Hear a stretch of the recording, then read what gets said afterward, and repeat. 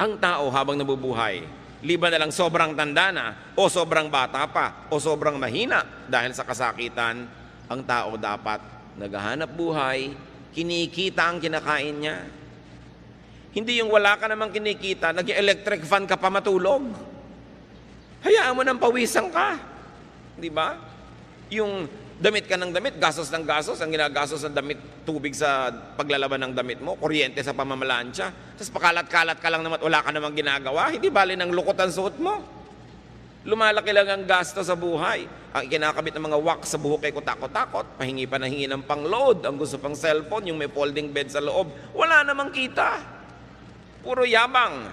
Yung mga ganon, ang mga nagugutom, o kaya yung mga ganon, ang sobrang kawawa, ang mga kamag-anak na kumikita dahil nakadagan, nakasipsip, no, ng dugo ng kapwa.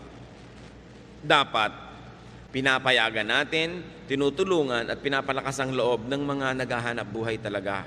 Paano ginagawa yon? Huwag istorbohin.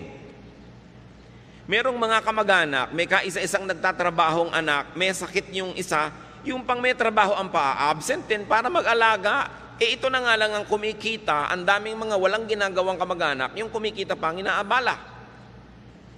May mga babaeng walang ginawa kundi mag-text sa asawa at pauwi ng pauwi, nagtatrabaho yung asawa. Nananabik lang pala na may mga kasama. No?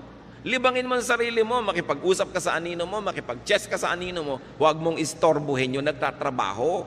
Diba? Huwag lagi na lamang na pagka mayroong kinikita, pitasan ng pitasan at hingan ng hingan. Yan ang dahilan.